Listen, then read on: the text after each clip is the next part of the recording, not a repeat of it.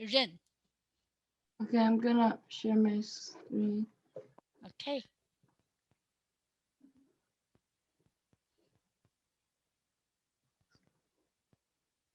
Okay, do you see it? Yes. Yep. I can see it. Space and Arms Race by Bryan, Andrew, and Gavin Wren. Space Race by me. The space race started in 1955 and ended in 1975. The space race was a race on space technology. It was the US v the Soviet Union. After World War II, the US and Soviet Union recruited or captured some rocket engineers from Germany. Werner von Braun was recruited by the United States, and he was a leading figure for the Nazi rocket tech, and that was during the Nazi. But in the U.S., he was the director. He was directing for the space race of the U.S. part. And on the other side, Sergei Korolev was recruited by the Soviet Union to direct the Soviets. At the end of the war, the U.S. won. Some races or like the minor ones. In 1955, both the US and the Soviet Union declared that they would launch satellites. However, on October 4th, 1957, the Soviet Union launched the world's first satellite. For the Americans, they launched theirs on January 31, 1958. So that's a couple months later. And again in April 1961, the Soviets got the first man in space. His name was Yuri Gagarin. Around 3 weeks later, the US got their first man in space, called Alan Shepard, the first man to land on the moon. John F. Kennedy was ashamed. No, I'm not sure if it was John F. Kennedy or Nixon, was ashamed of trailing behind the Soviet Union, so he made a clear announcement that they have to win the first man on the moon or having to get the first man on the moon before the end of the decade. It was called the Apollo program. On July 16th, 1969, the Apollo 11 was launched after training and test flights. On the rocket, there were three astronauts: Neil Armstrong, this guy on the left, Edwin Buzz Aldrin, this person on the right, and Michael Collins, this person in the middle. Even with some malfunctions on the ship that had to be solved manually, the lunar module named Eagle was landed. On July 20th, 1969, the Eagle landed on the moon. Michael Collins remained in the command module because there was still some problems in the module and someone had to stay there. So Neil Armstrong and Edwin Buzz Aldrin had to go to the moon. And Neil Armstrong was the first man to set foot on the moon. Neil had a quote which read, "One small step for man, one giant leap for mankind." And now America had won the space race. When ended later on, the US and the USSR became friends again and they combined two space stations and the generals shook hands. Some problems on the Eagle or the Apollo 11. On the rocket Apollo 11 and the Eagle lunar module, there were some problems. So one problem was on the lunar module on the moon, the power switch was broken off and they had to contact NASA, but they also couldn't solve it. But then Edwin Buzz Aldrin used a pen to switch on the power of the module. And another one is the Eagle was going further than they were supposed to land because of a boost when they were separating from the command module. But luckily they found the smooth place to land. But when they were landing, there was an error code. It was like called 1202 or 1201, and it meant that the memory was too high. But again, it succeeded. And then another problem was when they're landing to Earth, they had to go in the lunar module and then it would parachute down into the water a little apart from the command module, and the command module would boost away and burn up. But it didn't really work, and it was right below the lunar module and it was burning up, but luckily no parts of the command module hit the lunar module. And the space race almost costed 25 billion for the Americans, but only 4.8 billion to 10.1 billion for the Soviet Union.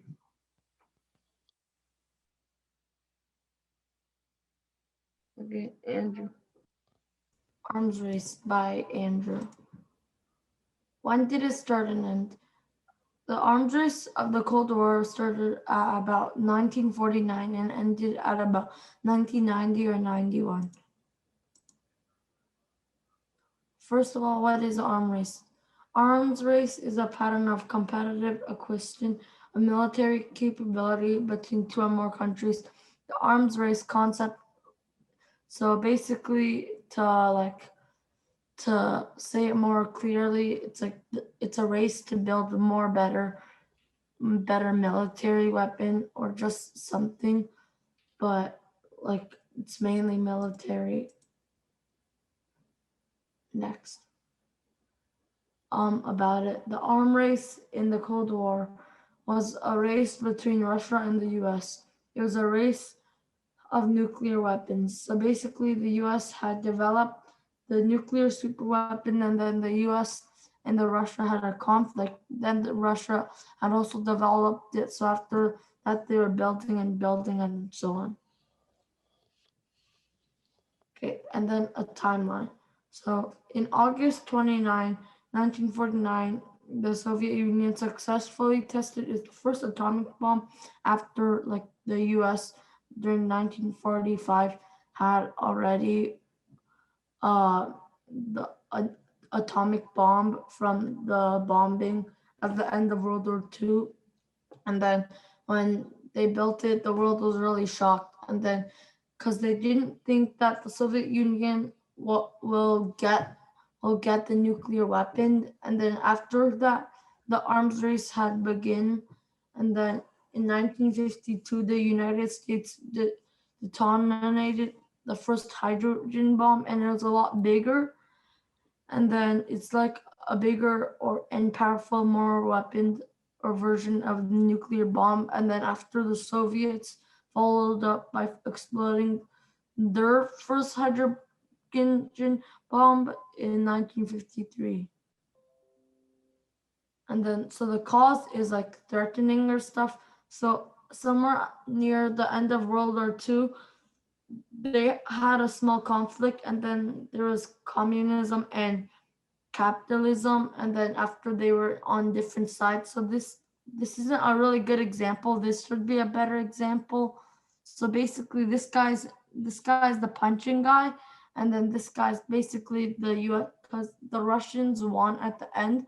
So basically the USA guys started with a really massive punch, and then the Russia beat them at the end. Next. And then the cost, according to a website, military expenditure had fallen from an estimated 257 billion in the Russia side in 1987 to 24.1 billion in Russia in 1997, and as a proportion of GUP from 16.6% in 1987 to 3.8% in 1997, yet a third estimate placed total military expenditures at 41.7 billion. So basically, in total, there was like a few billions. I mean, not trillions, billions. Uh, can I ask a question? What is GUP? Yeah, Um. isn't it GDP? Like growth bing bong. Oh, I think it might have been a typo. Yeah, I think it's GG. Oh, okay, that makes sense. All right.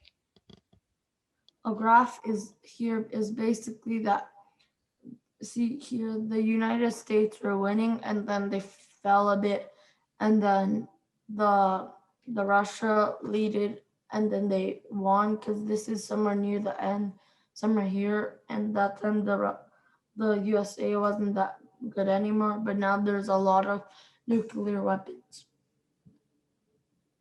Okay, in defense, you know how everyone was in shock? So while the two countries were building their nukes, they were also building underground bunkers or underground nuke bunkers. So if there's a nuke, they could sort of protect themselves. Okay, Gavin. Okay, so what was the motivation for the U.S. to USSR arms race? The destruction of the Japanese cities of Hiroshima and Nagasaki by the American atomic weapons in August 1945 began an arms race between the United States and the Soviet Union. This lasted until the signing of the con, con, conventional forces in Europe Treaty of November 1990. An entire generation grew up under the shadows of imminent catastrophe. There were widespread fears that humanity could not survive. A single reckless leader, or even a mistake or misunderstanding, could initiate the extinction of mankind. Stockpiles of fearsome weapons were built up to levels far beyond any conceivable purpose, and only seemed to or add to the uncertainty of instability of the age. Did Cold War leaders act irrationally through fear or distrust, or was there a degree of rationality and reason behind the colossal arms buildup? What was the U.S. space program, and how was the space race connected to the Cold War? An arms race occurs when two or more. What are you doing? When two or more countries increase the size and quality of the military resources to gain military political superior power over one another. The the Cold War between the United States and the Soviet Union is perhaps the largest and most expensive arms race in history. However, others have occurred, often with dire consequences. Whether an arms race increases or decreases at the risk of war remains debatable. Some analysts agree with Sir Edward Grey, Britain's foreign secretary at the start of World War One, who said, the moral is obvious. It is that the greatest armaments lead inevitably to war.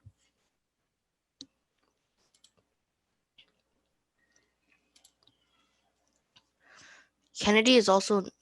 How did the Kennedy administration garner public support the space program? Kennedy is also known for the expansion of the U.S. space program. On April 12, 1961, Soviet cosmonaut Yuri Gagarin became the first person to fly in space, which reinforced American fears about being left behind in a technological competition with the Soviet Union. Kennedy wanted the U.S. to take the lead in the so-called space race for reasons of strategy and prestige.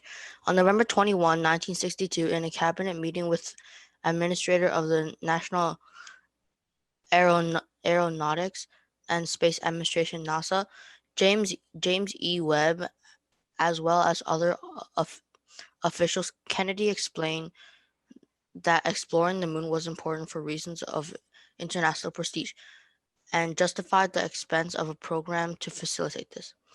Vice President Vice President Johnson assured that lessons learned from the space program had military value as well, and so the space program under Kennedy began. Costs for the Apollo program were expected to reach $40 billion.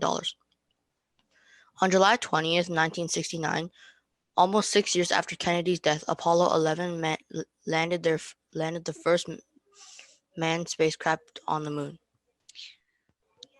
Um, can I ask you to stop for a second, Gavin? Uh, I'm so glad you picked this subject. I was hoping someone can cover this, and finally, I see you're presenting on this. So the reason why I asked you guys to look into this is to find out. This is actually this question is actually about leadership, about politics, about um, you know, printing the the big picture, um, having the vision, convincing people to follow you, right? You have to be able to make the picture look really, really um, beautiful, promising, and hopeful. Then people will be willing to support you, to follow you, especially when a program that cost $40 billion, it's not easy to win public support. But uh, President Kennedy successfully did that. If you remember the video clip I showed uh, in the first week of February, right? He delivered that amazing speech that was so powerful and make everyone feel so hopeful. You know, this is a bright future. This is um, a must be. And um, they wanted to land on the moon not because of it's easy, because it's hard, and that they have the determination, they have the courage, they have um, you know everyone's support to go for that hard job, right? That's leadership. I want you guys to start exploring politics and the leadership. And Gavin, I want to thank you again for doing this for us. Great. Okay. How and why might the White House communicate differently in public and in private? This study investigates the linkages between presidential public relations activities, speeches and press conferences, and public opinion towards the presidency from 1961 to 1997. The results show that there is a positive linkage between presidential news conferences and foreign policy job approval, and between presidential speeches and general as well as foreign policy job approval. Foreign policy job approval. Overall, the findings reveal stronger linkages between presidential news conferences and job approval than between presidential speeches and job. How many job approvals are there? But also that the topic of information subsides and the specific type of job approval matters. This one, I couldn't find much of a website, so this is the first website that I found. The others were just questions that, yeah. So it's not the best website, but it's something. Okay, sure. Carry on.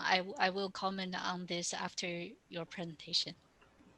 How did arms race and space race shape today's firearm and space technology for both military and civilian uses? The competition to conquer space was so huge that a new benchmark was set by one of the two superpowers almost every year throughout 1950s and 1960s. There are many firsts during the space race. Yeah, during the space race.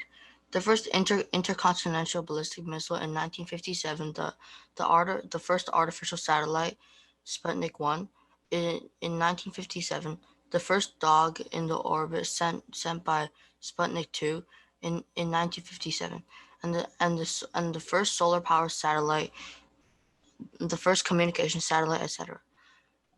The space race didn't just leave an impact on an area of space research. It left a wider impact in the field of technology.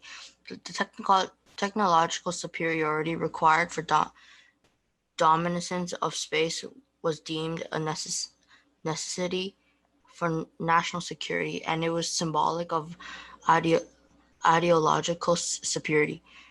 And the space race spawned pioneering efforts to launch artificial satellites. It prompted competitive countries to send unmanned space probes to the Moon, Venus, and Mars. It also made possible human spaceflight in low Earth orbit and to the Moon. I think that's the end of the presentation.